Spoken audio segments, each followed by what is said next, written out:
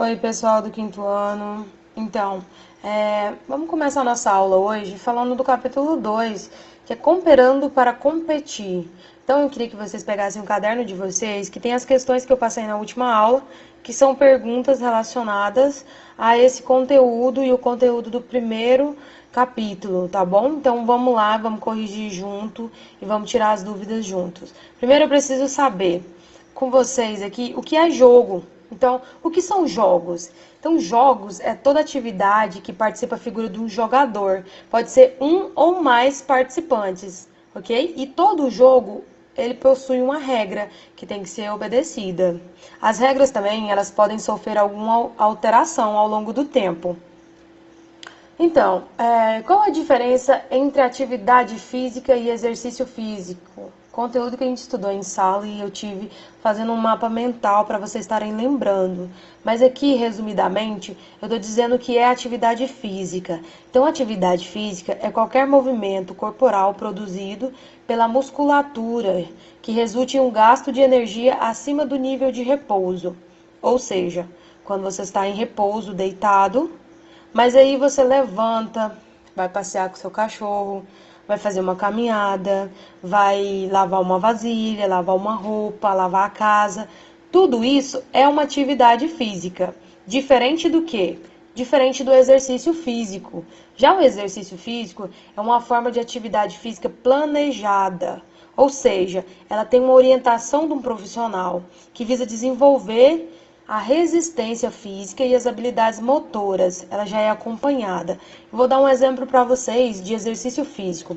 O exercício físico pode ser considerado musculação, natação, ciclismo, que vem acompanhado de um profissional e tem um gasto muito maior de energia. O que são jogos populares? Pergunta que eu fiz para vocês em sala também. Então, eu quero que vocês entendam que jogos populares são aqueles que conhecemos como jogo de rua. É aqueles jogos antigos, ou até esses jogos que a gente ainda utiliza e brinca com os coleguinhas na rua e tudo mais. São jogos que eles são decididos pelos próprios jogadores, ou seja, as regras a gente que escolhe, se pode ou não pode fazer alguma coisa. Então, são jogos populares que todo mundo conhece. Vou citar exemplo para vocês: a bandeirinha, a queimada, o pique-pegue, que são brincadeiras populares e jogos populares, que eles são bem flexíveis, que dá para vocês mudarem as regras, se caso quiserem. E tem mais de um jogador também. Bom, o que são jogos pré-desportivos? Perguntas que a gente fez em sala também, e eu respondi para vocês que são jogos pré-desportivos. Então, para vocês entenderem melhor, jogos pré-desportivos são adaptações de jogos tradicionais e recreativos, com o intuito de desenvolver habilidades físicas e sociais. Ó, o exemplo que eu tenho aqui: o mini golf, salve bandeirinha, bobinho e derruba litros. Aquela brincadeira que a gente brinca sempre nas aulas práticas de derrubar litros, ou salve bandeirinha, até mesmo queimado, bobinho. Eles são brincadeiras e jogos pré-desportivos. São brincadeiras e jogos pré-desportivos que eles são tradicionais e que eles são recreativos. Mas eles estão ali com o intuito de desenvolver só as habilidades físicas e habilidades sociais, tá bom? Capacidades físicas. Capacidades físicas são atributos que a gente possui. Todos nós temos capacidades físicas. E essas capacidades físicas, elas são treinadas. Até então, eu quero que vocês entendam que todos nós possuímos capacidades físicas e essas capacidades físicas, elas podem ser treinadas. Ou seja, se eu quero muito treinar minha capacidade física, força, se eu quero ter muita força, eu preciso treinar ela diariamente para eu conseguir ser um atleta de lutas, de artes marciais. Eu quero lutar, então eu preciso treinar muito essa capacidade física. E todos nós possuímos elas, tá? A gente tem a flexibilidade, vou dar exemplos para vocês agora. Olha só, exemplos de capacidades físicas que a gente possui e que a gente pode estar treinando ao longo do tempo. Primeira, a gente tem a resistência, a gente tem a força, a velocidade, a agilidade, equilíbrio e flexibilidade, coordenação motora.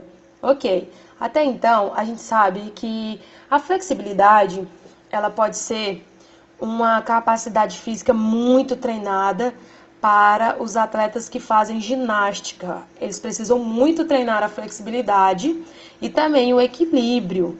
Então, para um atleta que precisa muito da velocidade, qual o exercício físico que ele vai estar treinando? Qual o esporte que ele pode treinar para ele conseguir mais velocidade, mais capacidade física, velocidade? Vamos dizer aqui, o atletismo. No atletismo, eles não precisam correr para conseguir alcançar uma pontuação maior? Então, justamente a velocidade, essa capacidade física, velocidade, precisa ser treinada.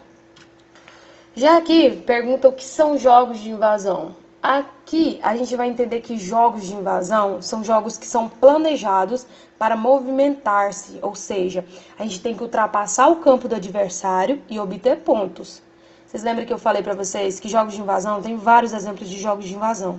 Os jogos de invasão, você tem um objetivo fundamental de ultrapassar o seu campo para conseguir fazer ponto no campo adversário. Quais são os esportes coletivos? Os esportes coletivos são práticas que exigem a participação de 2 ou mais pessoas, formando uma equipe. Vocês lembram que eu falei para vocês sobre jogos individuais? Jogos individuais jogam uma pessoa. Justamente o nome fala. Jogos individuais. Você joga individualmente. É você contra o seu adversário. Já os jogos coletivos, não. Você joga com mais pessoas. Você forma a sua equipe contra a equipe adversária. Até aí tudo bem. Vou dar um exemplo para vocês de jogos coletivos. O futebol é um jogo coletivo.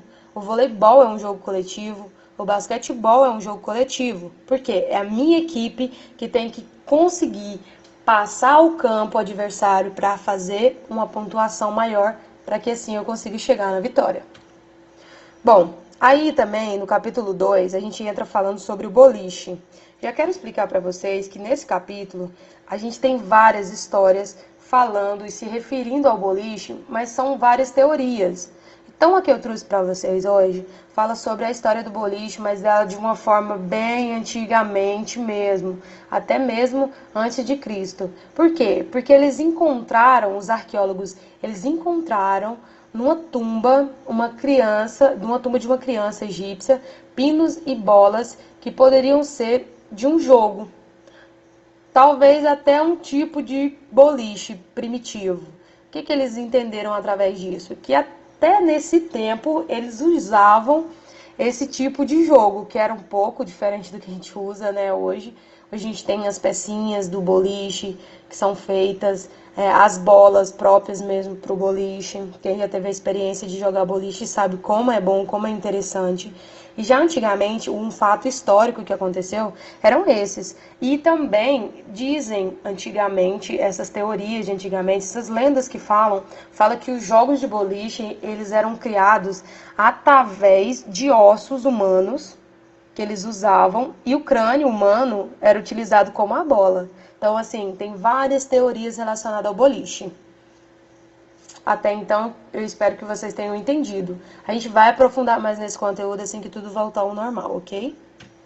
Bom, aqui tem um desenho, uma imagem que mostra para vocês a tumba que foi aberta, dessa parte que eu falei aqui sobre a teoria egípcia, que fala sobre essa criança que foi encontrada com pinos e bolas que pareciam ser de um jogo. Já essa outra teoria que eu falei para vocês também, que eles falavam que utilizavam ossos humanos e o crânio era feito como a bola para derrubar os pinos. Aqui tá a imagem, né? Então, a gente encerra a nossa aula hoje. Eu espero que todos vocês tenham entendido. E a próxima aula a gente vai passar algumas atividades e um trabalho individual, ok?